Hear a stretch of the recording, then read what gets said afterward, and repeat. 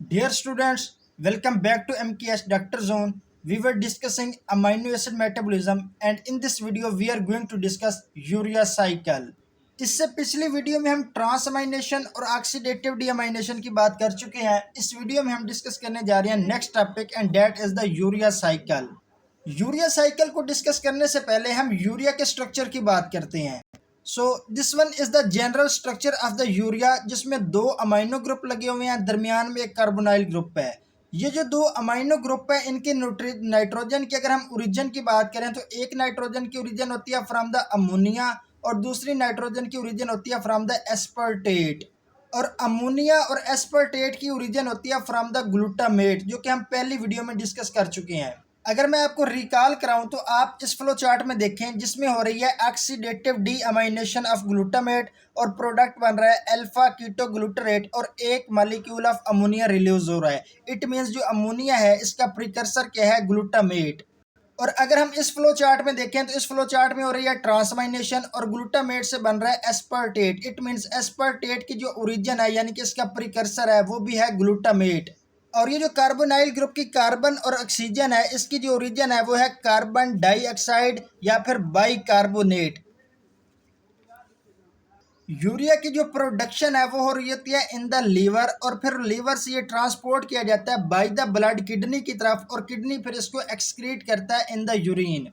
अब हम बात करते हैं यूरिया सिंथेसिस के रिएक्शंस की। तो इसके रिएक्शन हो रहे होते हैं इन द माइटोकॉन्ड्रियल मैट्रिक्स। जो पहले दो रिएक्शन है वो माइटोकॉन्ड्रियल मैट्रिक्स में होते हैं, बाकी सारे के सारे रिएक्शंस होते हैं in the cytosol of the cytoplasm. जो फर्स्ट रिएक्शन है that is the formation of the carbamoyl phosphate. अगर हम इस रिएक्शन की लोकेशन की बात करें तो ये अक्कर हो होता है इन द माइटोकॉन्ड्रियल मैट्रिक्स। होता इस तरह है कि one molecule of ammonia, one molecule of bicarbonate and two molecule of ATP को यूज करके कार्ब अमाइल फॉस्फेट बनाता है। और ये जो इंजाइम ये रिएक्शन करवा होता है वो है कार्ब अमाइल फॉस्फेट सिंथेटेज 1। और एन एसिटाइल ग्लूटामेट इस एंजाइम के लिए एक्टिवेटर के तौर पर अपना रोल प्ले करता है। जिस तरह कार्ब अमाइल फॉस्फेट सिंथेटेज 1 है जो कि अपना रोल प्ले कर रहा होता है इन द यूरिया साइकिल, इसी तरह सिंथेटेज 2 भी होता है जो कि पार्टिसिपेट करता है in the biosynthesis of pyrimidine. The next reaction is citrulline formation. अगर हम इस रिएक्शन की लोकेशन की बात करें तो ये भी अक्कर और होता है इन द माइटोकॉन्ड्रियल मैट्रिक्स। होता इस तरह के ये जो कार्ब अमाइल फॉस्फेट है इसके साथ एक और कंपाउंड मिलता है डेट इज द ऑर्निथीन। और ये ऑर्निथीन जो है ये यूरिया साइकिल में ही प्रोड्यूस हो रहा होता है जिसको हम आगे जाकर डिस्कस करते हैं। ये दोनों मिलकर बनाती हैं सिट्रोलिन। और इस रिएक्शन के लिए जो एंजाइम है वो है ऑर्निथीन ट्रांस कार्ब अमाइलेज। और फास्फेट रिलीज हो रहा होता है इस रिएक्शन में एज एन इनऑर्गेनिक फास्फेट। हमने ये बात की थी कि जो पहले दो रिएक्शन है वो हो रहे होते हैं इन द माइटोकॉन्ड्रियल मैट्रिक्स। तो अब ये जो सिट्रोलिन है इसने माइटोकॉन्ड्रिया से बाहर जाना है in the cytoplasm for further reaction. और जो चीज़ इसको ट्रांसपोर्ट करेगी out of the mitochondria that is the antiporter protein. ये एंटीपोर्टल प्रोटीन इस सिट्रोलिन को माइटोकॉन्ड्रियल मैट्रिक्स से बाहर इन द साइटोप्लाज्म भेजेगी for the further reactions. The next reaction is the formation of argininosuccinate. अगर हम इसकी लोकेशन की बात करें तो ये रिएक्शन अक्कर हो रहा होता है in the cytosol of the cytoplasm. Cytosol में एक एंजाइम होता है जिसको कहते हैं आर्जिनिनोसक्सिनेट सिंथेटेज। ये एंजाइम इस तरह करता है जो कि माइटोकॉन्ड्रियल मैट्रिक्स से बाहर आया सिट्रोलिन उसको ऐड करा देता है विद द एस्पर्टेट और एक मॉलिक्यूल ऑफ एटीपी यूज करता है और उस एटीपी को कन्वर्ट कर देता है इनटू द एएमपी और टू इनऑर्गेनिक फॉस्फेट्स में। और जो प्रोडक्ट बनता है that is called argininosuccinate. Next step में ये होना है कि ये जो आर्जिनिनोसक्सिनेट बना है इसकी अब क्लीवेज होनी है। इस आर्जिनिनोसक्सिनेट के ऊपर एंजाइम एक्ट करता है आर्जिनिनोसक्सिनेट लाइएज और इसकी क्लीवेज कर देता है into two products, one is called fumarate and the second one is called arginine.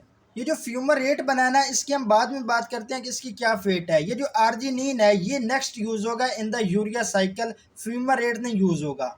अब ये जो आर्जिनिन बना है इस आर्जिनिन की क्लीवेज होगी। इस आर्जिनिन के ऊपर एंजाइम एक्ट करेगा आर्जिनेज और एक मॉलिक्यूल ऑफ वाटर को यूटिलाइज करके इसको इसकी क्लीवेज कर देगा इनटू यूरिया जो कि हमारे पास फाइनल प्रोडक्ट है जिसको हम सिंथेसाइज करना चाह रहे थे, और दूसरा मॉलिक्यूल बनेगा कॉल्ड द ऑर्निथीन। ये ऑर्निथीन की हम पहले बात कर चुके हैं।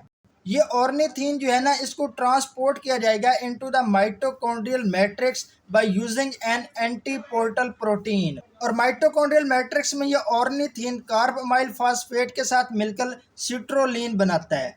ये जो आर्जिनेज एंजाइम है ना, ये मेनली लोकेटेड होता है in the liver. That's why जो यूरिया है इसकी सिंथेसिस हो रही होती है इन द लीवर। अब हम बात करते हैं कि ये जो यूरिया प्रोड्यूस हुआ है इसकी फेट क्या है। ये यूरिया या तो ब्लड के थ्रू ट्रांसपोर्ट किया जाएगा टुवर्ड्स द किडनी, और फिर किडनी इसको एक्सक्रीट करेगी इन द यूरिन, या फिर ये ब्लड के थ्रू ट्रांसपोर्ट किया जाएगा टू द इंटेस्टाइन, और इंटेस्टाइन में एक एंजाइम होता है जिसको हम कहते हैं बैक्टीरियल यूरिएज। ये जो बैक्टीरियल यूरिएज है ये इंटेस्टाइन में इस यूरिया की क्लीवेज कर देगा into the carbon dioxide and ammonia, या फिर ये जो यूरिया है ये फीसेस के थ्रू एक्सक्रीट कर जाएंगी आउट ऑफ द बॉडी। अब अगर कोई ऐसा पर्सन है जिसकी जो किडनी है उसकी फेलियर हो गई है, तो किडनी फेलियर होने की वजह से जो यूरिया है ये इसकी एक्सक्रीशन इन द यूरिन क्या हो जाएगी, कम हो जाएगी। तो ज़्यादा से ज़्यादा यूरिया किसकी तरफ जाएगा, वो ज़्यादा से ज़्यादा जाएगा इंटेस्टाइन की तरफ। जब ज़्यादा यूरिया इंटेस्टाइन की तरफ जाएगा तो ये जो बैक्टीरियल यूरिएज है ये ज़्यादा क्लीवेज करेगा यूरिया की इनटू द कार्बन डाइऑक्साइड और अमोनिया, और जो पर्सन है उसमें अमोनिया का लेवल हाई हो जाएगा जिसको हम कहते हैं हाइपर अमोनीमिया। और इस हाइपर अमोनीमिया की कंडीशन को हम बाद में अगले टॉपिक में डिस्कस करते हैं। अब हम बात करते हैं कि ये जो फ्यूमरेट की सिंथेसिस हो रही थी इस फ्यूमरेट के साथ क्या किया जाएगा। होगा इस तरह कि ये जो फ्यूमरेट है इसके ऊपर एंजाइम एक्ट करेगा फ्यूमरेज, और इसको कन्वर्ट कर देगा इनटू द मेलेट। इस मेलेट के ऊपर एक दूसरा एंजाइम एक्ट करेगा that is the malate dehydrogenase, और इसको कन्वर्ट कर देगा इनटू द ऑक्जेलो एसीटेट। ये जो माइलेट डिहाइड्रोजिनेज एंजाइम है ये को एंजाइम यूज करता है NAD को, और इसे कन्वर्ट कर देता है into reduced form called NADH। अब अगले स्टेप में ये होगा कि ये जो ऑक्जेलो एसीटेट है इसकी ट्रांसअमाइनेशन होगी और ये कन्वर्ट कर दिया जाएगा इनटू द एस्पर्टेट। ये जो एस्पर्टेट, ये जो सारे के सारे रिएक्शंस हो रहे हैं ये हो रहे हैं इन द साइटोसोल। ये जो एस्पर्टेट है इसकी फॉर्मेशन भी हो रही है इन द साइटोसोल। तो साइटोसोल में ये जो एस्पर्टेट है ये सिट्रोलिन के साथ मिलकर बनाएगा आर्जिनिनोसक्सिनेट। अब हम इस सारे साइकिल की ना ओवरऑल स्टिकोमेट्री को डिस्कस करते हैं कि हमने इसमें क्या खोया और क्या पाया है। पहले हम बात करते हैं रिएक्टेंट्स की कि हमने क्या क्या पाया है, सॉरी हमने क्या क्या खोया है। एक हमने यूज़ किया था मॉलिक्यूल ऑफ अमोनिया, एक हमने यूज़ किया था मॉलिक्यूल ऑफ द बाइकार्बोनेट, और दो हमने यूज़ किए थे ATP। उसके बाद हमने एक मॉलिक्यूल यूज़ किया था एस्पर्टेट, और एक और ATP का मॉलिक्यूल यूज़ किया था, यानी कि टोटल ATP हमने यूज़ किए 3। उसके बाद हमने एक मॉलिक्यूल ऑफ वाटर भी यूज़ किया था। तो हमने क्या क्या खोया, मीन्स रिएक्टेंट्स क्या क्या है, aspartate, 3 molecule of ATP, 1 molecule of water, 1 molecule of ammonia and the 1 molecule of bicarbonate। और हमने क्या क्या पाया, मीन्स के प्रोडक्ट्स क्या क्या हैं। तो पहले स्टेप में हमें मिले थे 2 molecule of ADP and 2 molecule of inorganic phosphate. उसके बाद दूसरे रिएक्शन में हमें मिला 1 molecule of इनऑर्गेनिक फॉस्फेट। उसके बाद हमें मिला एक AMP एंड एक पायरोफॉस्फेट। उसके बाद हमें मिला एक फ्यूमरेट, और आखिर में हमें मिला एक यूरिया। तो जो हमने पाया मीन्स प्रोडक्ट्स वो एक यूरिया है, फ्यूमरेट है, 2 molecule of ADP, 1 molecule of AMP, 2 inorganic phosphate और एक पायरोफॉस्फेट। इस रिएक्शन की जो ओवरऑल डेल्टा जी है वो नेगेटिव है। उसकी रीज़न ये है कि हमने 4 molecule of high energy phosphate use किए हैं इस रिएक्शन में। अब हम बात करते हैं इसकी रेगुलेशन की। इसका जो रेगुलेटरी स्टेप है ना वो ये पहला रिएक्शन है, इसको हम रेट लिमिटिंग स्टेप भी बोलते हैं। इसमें जो एंजाइम हमने यूज़ किया था that is the carbamoyl phosphate synthetase 1, और जो इसके लिए एक्टिवेटर यूज़ किया था that is the N-acetyl glutamate.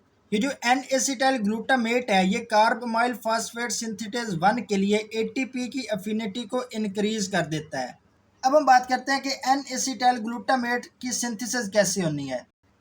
एक एंजाइम होता है जिसको हम कहते हैं N-एसिटाइल ग्लूटामेट सिंथेज। वो एक्शन करता है on the acetyl coenzyme A और ग्लूटामेट, इन दोनों को ऐड कर देता है, और इनमें से कोएंजाइम A को रिमूव करके बना देता है N-एसिटाइल ग्लूटामेट। और इस सारे रिएक्शंस के लिए जो एक्टिवेटर है date is the arginine. This was all about the urea cycle. अगर किसी बात की समझ नहीं आई तो कमेंट बॉक्स में ज़रूर पूछें। और बहुत सारे स्टूडेंट्स नोट्स का पूछ रहे होते हैं, तो आप इसका स्क्रीनशॉट ले लें। Thank you very much. अल्लाह हाफिज़।